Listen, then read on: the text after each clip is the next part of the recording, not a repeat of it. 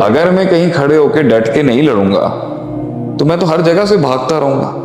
तो भागता तो मैं रहा हूं। अल्लाह की राह में जाए आप दुनिया की राह में जाए, अगर आपके अंदर वो मसला है ना, मसला अजीमा जिसे हम कहते हैं, तो मुझे था मैं कैसे जगह बनाऊंगा यार। मैं आज तक कहीं जगह बना ही नहीं सका अपनी, किसी फील्ड में जगह नहीं बना सका। नालायक तरीन इंसान हूं मैं।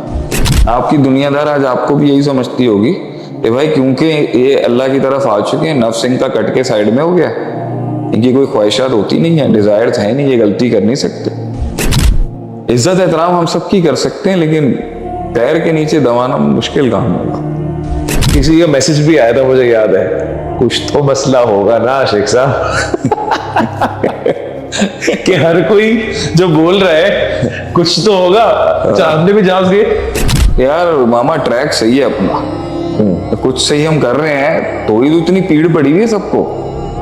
हाँ ये हम मानते हैं, आज भी मानते हैं भाई ठीक है, हम परफेक्ट नहीं है, हमारे में बहुत गलती है।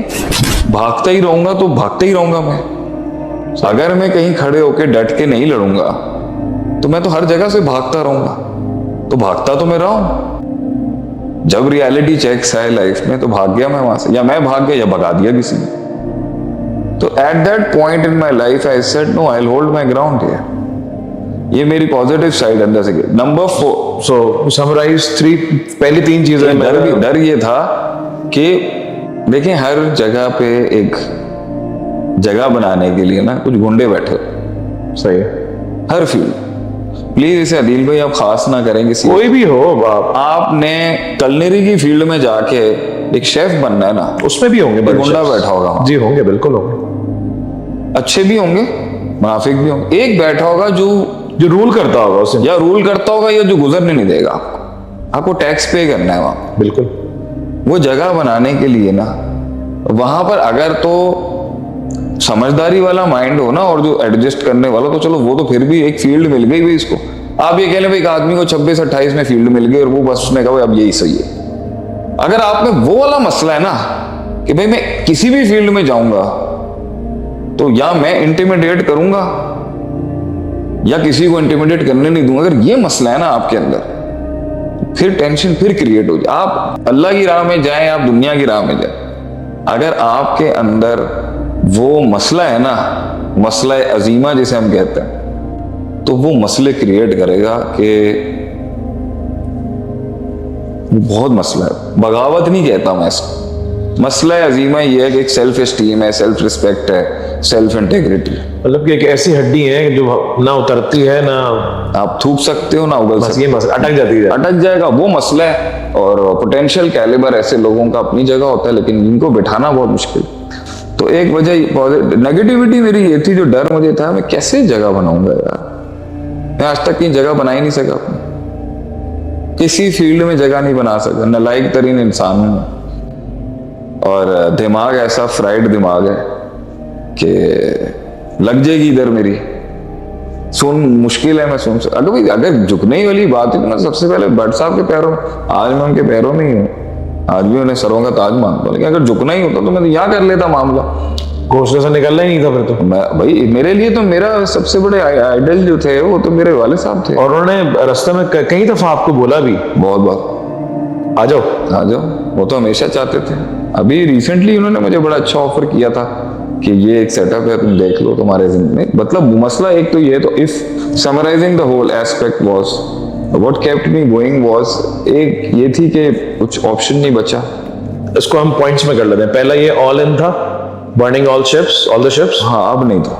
दूसरा ये मैं नया एक्सपेरिमेंट नहीं कर सकता था। Yes, no room for experiments. अब नहीं। तीसरा ये होप है कि इन्नल्लाह ला युज़िउ अजर अल्लाह नहीं बुरी करेगा यहाँ, अल्लाह जाया नहीं करेगा, क्योंकि दीन की राह में, दीन की राह पे थे। चौथा ये कि what was the fourth one, और एक ये था कि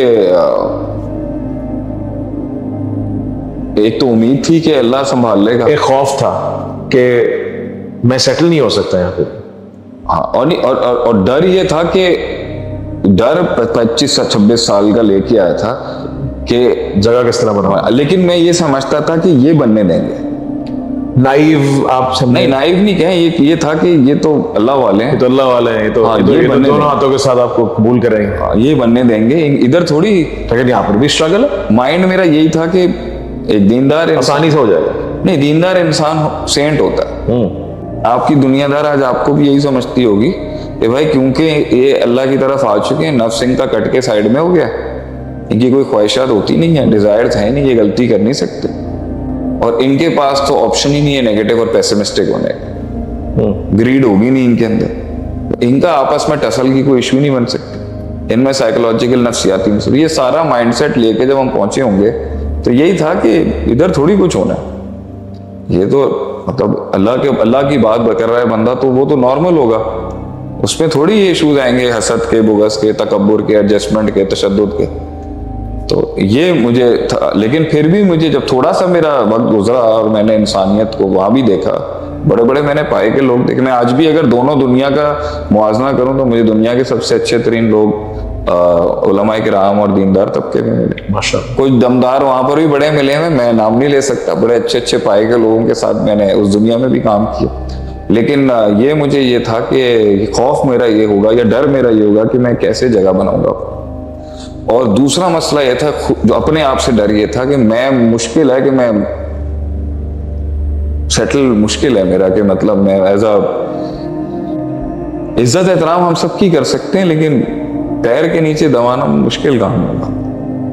So I think that kept me on going was कि और प्लस तो फिर माशाल्लाह गम था। अल्लाह से उम्मीद, सेल्फ इंटेग्रिटी और ऑल इन, ये सब कुछ पूरा पैकेज था जिसके अंदर गोइंग चलते रहे। और लोगों की फिर तकलीफें तो माशाल्लाह सबसे ज्यादा मैं एहसान मंद हूँ जो किया लोगों ने और जो पूरी दुनिया ने हार्ड टाइम दिया, मैं उनका शुक्र अदा करता हूँ। अगर वो मेरे पेन, उसने मेरी ज़ील को जिंदा रखा।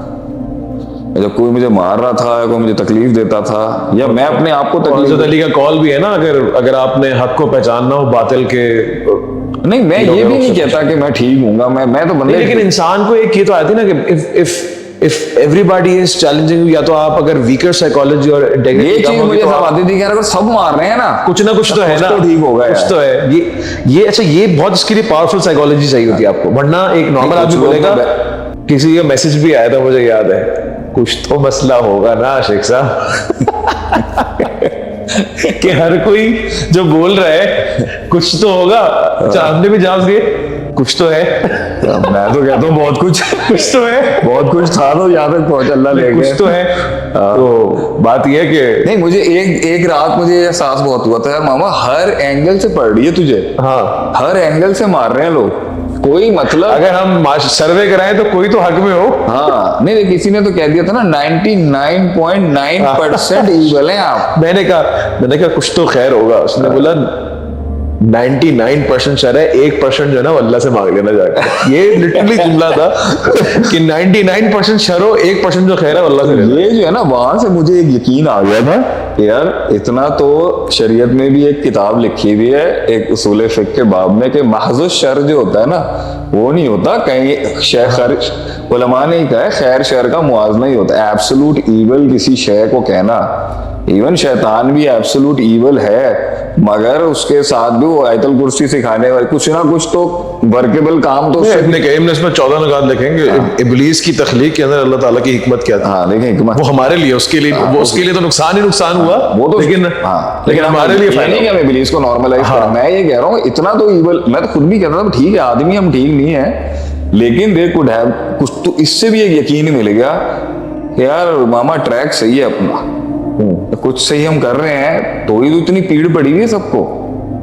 हाँ ये हम मानते हैं, आज भी मानते हैं भाई ठीक है, हम परफेक्ट नहीं है, हमारे में बहुत गलती हैं, हजारों गलतियां आज भी हैं, और अल्हम्दुलिल्लाह हम आज तक बिगड़े हैं उस मामले में, नहीं सुधरे हुए। लेकिन ये चीज भी बड़ी गोइंग थी कि कहते हैं ना कुछ लोगों को इतना मारना चाहिए कि उनके अंदर का ना वो इमाम खड़ा हो जाए उनका। सही। तो इनको मैं शुक्र अदा करता हूँ कि इतने गहरा छुरा मारा इन्होंने, कुछ ऐसे ऐसे जख्म थे कि उसने ना वो अंदर का जो किसी जवानी के दौर का भी था ना वो जिंदा कर दिया इन्होंने। तो वो फिर एक टिल भी आ जाती है आदमी की, एक अल्फा साइकोलॉजी जिसे आप कहते हैं कि, लेकिन शेख वो तब आएगी जब आप जवाब ना दें। आप उस एनर्जी को इंटेंट में बदलें और हाँ। और काम पे लगाएं। और वो कहते हैं नहीं, अगर let your Lamborghini make the sound वाला जो पूरा कॉन्सेप्ट है, अगर किसी ने मुझे मुझ पे कोई बात की और मैं जवाब में उसको 10 जवाब दी, वो भी है ना कि एक सहाबी को किसी ने कुछ बुरा बोला तो सहाबी खामोश रहे, तो जब उन्होंने जवाब दिया ना तो आप पहले मुस्कुरा रहे थे, फिर आप सबने छोड़ दिया मुस्कुराना। आप क्या हुआ, मैंने जवाब दिया तो आप मुस्कुरा, अरे फरिश्ते जवाब दे रहे थे। When the universe is responding on your side ना, जो कुछ सुना गया अल्लाह पाक इस पर अमल करने वाला और आगे लोगों तक पहुंचाने वाला बनाए। मज़ीद इस्लाही बयानात के लिए हमारे YouTube channel Sheikh Atif reminder को सब्सक्राइब करें और वीडियो को लाइक करें। जज़ाकल्लाहु खैर।